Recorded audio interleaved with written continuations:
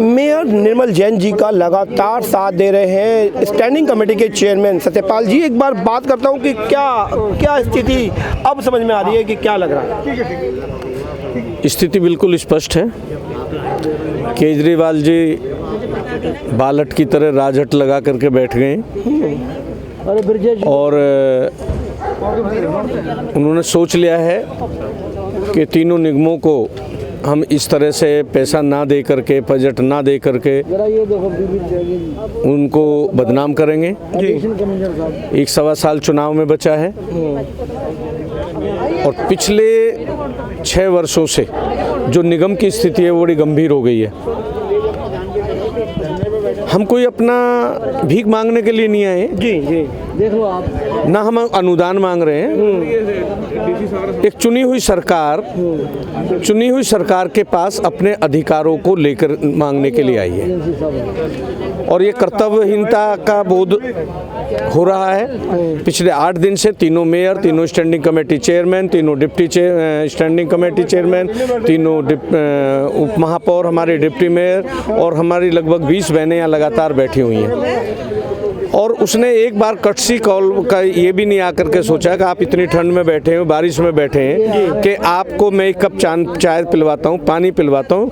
आपको याद होगा कि लोकसभा के अंदर जिस तरह से इनके संजय सिंह जी विरोध प्रकट करने के लिए सारी रात लोकसभा के बाहर बैठ गए थे। हमारे डिप्टी स्पीकर और हमारे स्पीकर साहब अगले दिन सुबह दिन निकलते ही चाय लेकर के पहुँच गए थे। तो ये एक सामाजिकता भी है और उसमें इंसानियत भी है और उस पर वो विचार बिल्कुल नहीं कर रहा है। लेकिन हम अपने अधिकारों का हनन नहीं होने देंगे। हम अपने 2 लाख कर्मचारियों का हनन नहीं होने देंगे। हम अपने उन पेंशनधारियों का हनन नहीं होने देंगे जिनको हम रिटायर कर चुके हैं और पेंशन देते हैं, जो बुजुर्ग हैं, जिन्हें बच्चों की शादी करनी है, जिन्हें दवाइयाँ खरीदनी है, उनके घर में जाकर के पूछो ना। हम अपने जो एक कॉन्ट्रैक्ट का कर्मचारी जो 13,000 रुपये लेता है उसको वो समय से नहीं मिलता। 13,000 में क्या परिवार चल सकता है? लेकिन उसको भी 3-3 महीने इंतजार करना पड़ता है। इतना होने के बावजूद भी वो काम कर रहा है। इतना होने के बावजूद भी कोरोना योद्धा के रूप में वो उभर करके आया।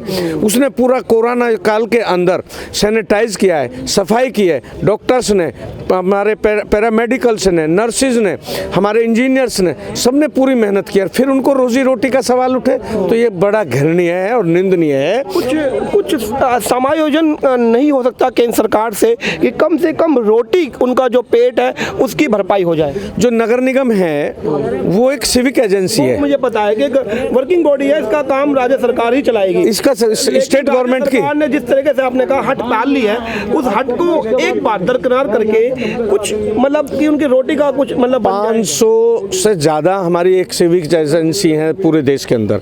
यदि आज दिल्ली को या किसी निगम को केंद्र सरकार से सीधा फंड दिया जाएगा तो कल को वो सब एजेंसियां पैसे मांगेंगी तो केंद्र सरकार किस का करेगी? ये एक तरह का कंफ्यूजन था जो कि क्लियर हुआ कि एक जब वर्किंग बॉडी होती है जो सिविक एजेंसीज है, और जब एक किसी बॉडी को यदि पैसा केंद्र सरकार से मिल जाए, जैसे कि कई बार कहा भी है कि केंद्र सरकार को भी एक लोन में अमाउंट दे रखा है, वो नहीं लौटा रही है, कहीं ना कहीं बहुत सारी बातें हैं। तो ये भी एक बड़ी बात है कि 500 की 500 एजेंसी यदि केंद्र सरकार से पैसा मांगेंगी तो राज्य सरकार कहीं ना कहीं हाथ खड़े करते दिखाई देगी।